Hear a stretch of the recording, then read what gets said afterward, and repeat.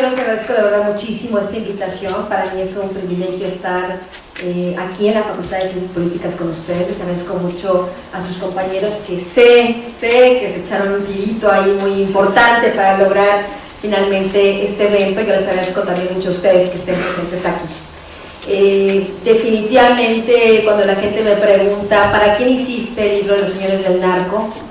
Pues no lo hice para los señores del narco, no lo hice para el presidente Felipe Calderón, no lo hice para Joaquín Guzmán Loera, lo hice para ustedes, lo hice para los jóvenes de este país, en donde recae la responsabilidad y en donde recae la única esperanza que tenemos de que este país deje de ser un país de corruptos, un país de narcos, y donde aprendamos a ser una sociedad realmente honesta, una sociedad de primer mundo. El tema del narco es un tema que yo no conocía, es un tema del que fui conociendo a lo largo de 5 años de investigación periodística. Este libro de los señores del narco, que salió en diciembre pasado y que ya lleva más de 90,000 ejemplares vendidos, que en México es una cifra importante, una cifra récord. Muchos de estos libros vendidos en la comunidad de mexicanos, en la comunidad hispana en Estados Unidos, donde también se vive de otra manera las consecuencias, el daño colateral de esta llamada guerra contra el narcotráfico. No estaba especializada en el tema, me fui especializando poco a poco, casi por azares del destino, hasta que terminé por comprender que hoy en México no hay ni un solo tema nacional que no pase por el tema del narcotráfico, ya sea el mundo del espectáculo, el mundo de la cultura, el mundo del deporte, el mundo del arte, el mundo de la política, el mundo de la religión. Llamen el ámbito que le llamen, no hay en México actualmente ni un solo espacio en este país que no esté cooptado por el narcotráfico, en donde el narcotráfico no se haya infiltrado y controle hoy muchos de los hilos que manejan esos diferentes puntos de nuestra vida cotidiana. Inicié esta investigación casi de manera accidental. Yo no imaginaba con qué me iba a terminar encontrando, cuando una funcionaria de la UNICEF aquí en México me da el tip a mediados del año 2005, que ahí en una lejana región de México llamada el Triángulo Dorado, donde confluyen los estados de Chihuahua, Sinaloa y Durango, había niños entre 9 y 10 años de edad que estaban siendo explotados en campos de siembra de marihuana y amapola. Yo cuando viajé a esta zona del país, que reconozco mi supina ignorancia, que era la primera vez que yo escuchaba este nombre, el Triángulo Dorado, cuando me traslado hacia allá, después de haber hecho una serie de contactos con sacerdotes y maestros, porque no hay otra manera de entrar a este lugar del país, si no es con la seguridad de algunos contactos confiables para poder entrar y que uno no termine ejecutado. A mediados del 2005 todavía se podía entrar a esta región del país, hoy está totalmente tomada, cooptada, controlada por el narcotráfico y es prácticamente imposible llegar a este lugar. Cuando yo llego a Guadalupe y Calvo, un municipio enclavado en esta región del Triángulo Dorado, iba yo con una estúpida fantasía de que me iba a encontrar, cuando me hablan de explotación infantil, yo imagino campos prácticamente de trabajo forzado para los niños, y ese tipo de cosas, ¿no? Yo en mi ignorancia citadina, total. Pero me encontré con una realidad absolutamente diferente, que me cambió para siempre mi visión de lo que era el narcotráfico, de lo que yo entendía que era el narcotráfico, y me encuentro con una sociedad donde el más del 90% de las familias vive de eso, vive de la siembra de marihuana y amapola, de eso comen, de eso han comido durante generaciones. Los niños no eran explotados propiamente dicho en los campos agrícolas de marihuana y amapola, sino ellos anhelaban llegar a esa etapa de su vida, los niños varones, de poder ingresar en la economía familiar y acompañar a sus padres a la siembra y cosecha de esos cultivos ilegales, sin ninguna noción de si son ilegales o no, o qué pasa con esos sembradíos, si al padre le pagan el precio justo por estas siembras o no, simplemente lo entienden como si su bisabuelo lo hacía y su abuelo lo hacía y su padre lo hacía. Lo único que ellos sueñan es llegar a poder hacerlo, porque es la manera en que se convierten en hombres y entran a todo este rol económico de la población. Los niños se sentían orgullosos de participar en eso. Su único sueño es traer una metralleta, un radio, una camioneta y muchas esposas. Sin que el gobierno absolutamente hiciera nada para impedirlo. En las cañadas ahí de la Sierra Madre Occidental, aunque la parte de arriba suele ser fría en algunas épocas del año, abajo en el corazón de las cañadas son climas húmedos, donde incluso crece la papaya, la guayaba casi de manera espontánea. Yo le preguntaba a la gente, bueno, ¿por qué en vez de dedicarse a estos cultivos ilegales no se dedican a sembrar este tipo de mercancías pues, que son legales, que les producen menos conflictos? Y decían que no pueden hacerlo, que no han podido hacerlo porque el gobierno nunca les ha puesto una carretera para poder sacar a tiempo los productos y poder llevarlos a los lugares de venta. Fui entendiendo poco a poco que este es un círculo perfecto. En este triángulo dorado vive una población donde la mayoría de los niños no rebasan el tercero o cuarto de primaria, por la razón que les acabo de explicar, porque a diferentes niveles del ciclo escolar los padres llegan, los sacan, se los llevan durante semanas a la siembra, después los regresan y los niños nunca pasan de año, se quedan permanentemente en tercero o cuarto de primaria. Uno de estos niños, hace muchas décadas, fue el que hoy es considerado por la Agencia Antidrogas de Estados Unidos como el narcotraficante más poderoso de todos los tiempos. Joaquín Guzmán lo era, el Chapo Guzmán. Él, como muchos de estos pequeños niños que están por centenas, por millares en esta región, alguna vez fue también llevado por su padre a este tipo de siembras y cosechas. Alguna vez a él le tocó ser el eslabón más frágil de esta cadena.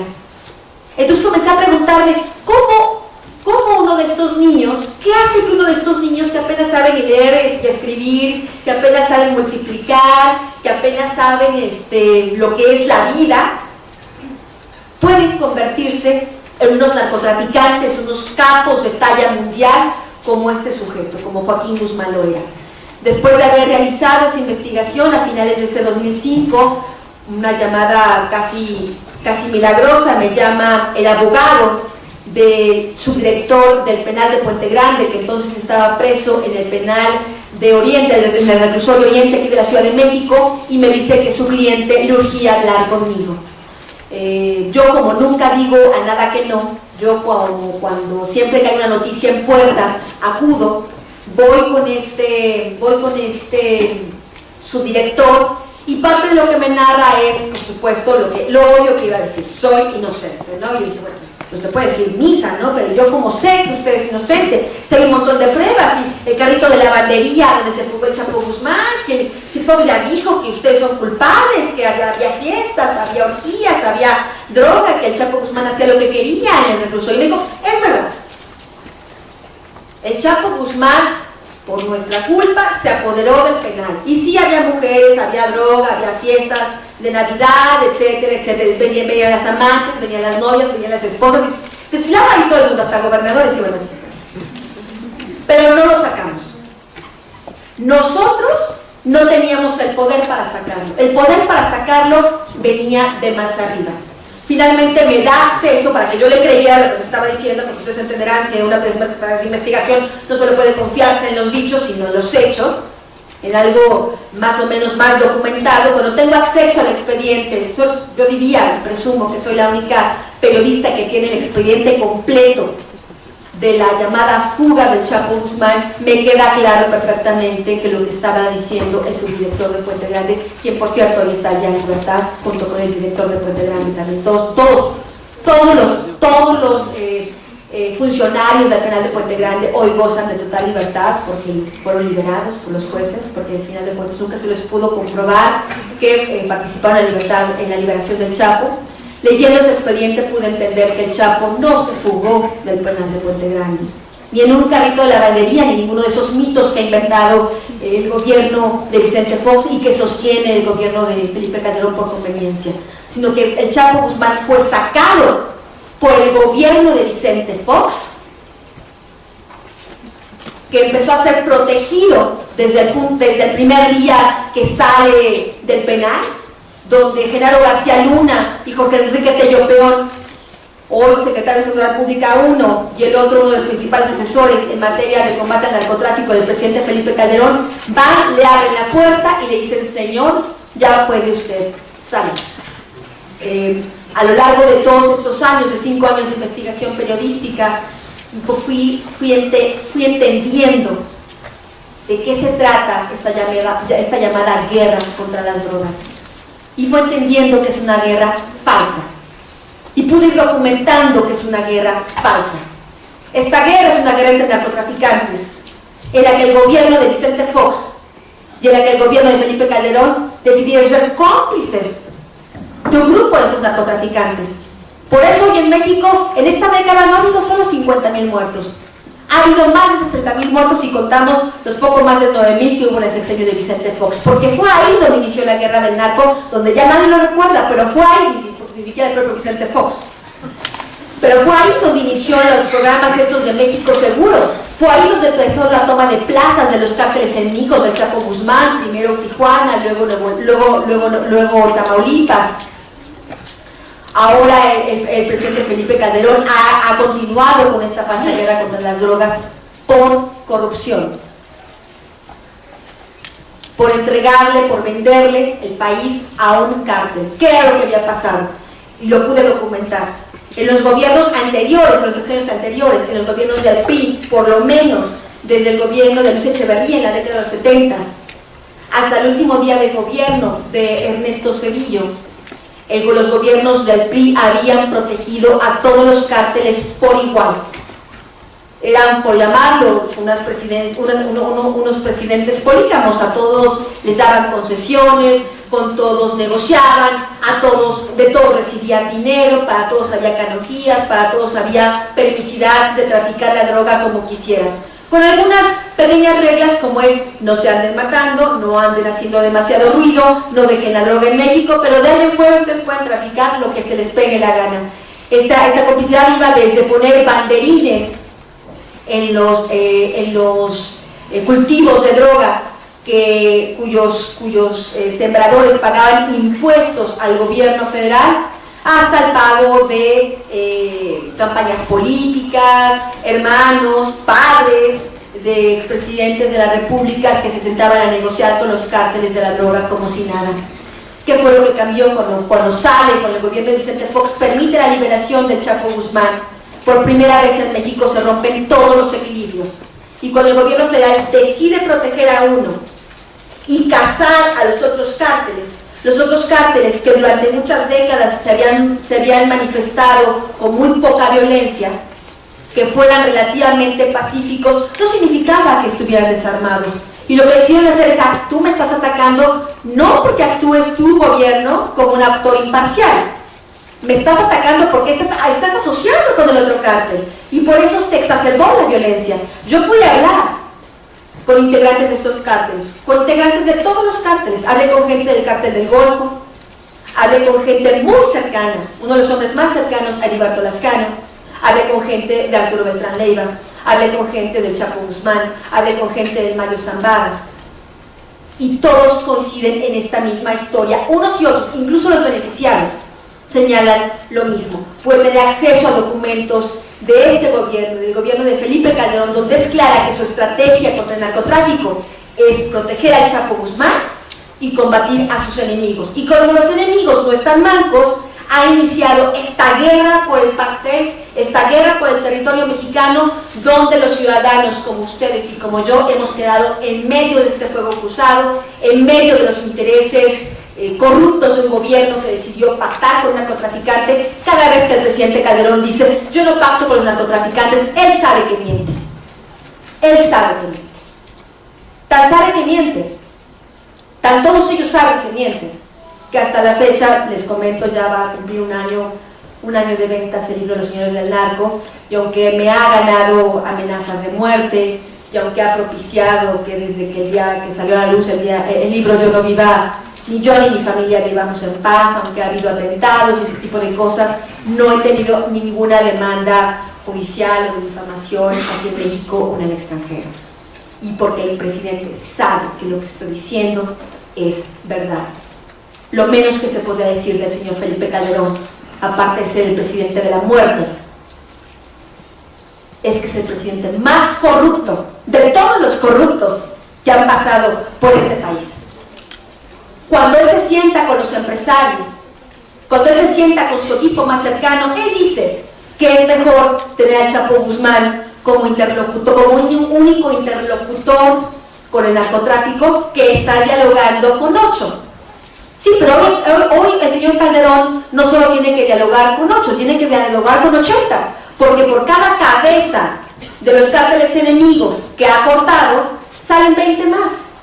Y estamos en una situación de absoluto descontrol. Aparte de esta droga que están viviendo los grandes cárteles, el cártel de Sinaloa contra el grupo de Héctor Beltrán Leiva, y el cártel de Sinaloa contra los Zetas, y la familia contra el cártel del Golfo, y todos contra todos. Aparte de esta guerra de alto impacto, tenemos una guerra de bajo impacto, provocada por todas estas células que se han ido desprendiendo de cada líder de los cárteles enemigos capturado, donde cada uno cree que puede ser un capo, donde cada uno cree que puede ser el Chapo, donde ya ninguno de estas pequeñas células habla ni con Heriberto Lascano, ni con Héctor Beltrán Leiva, ni con el Chapo Guzmán. Creen que ellos pueden hacer lo que se les pegue la gana.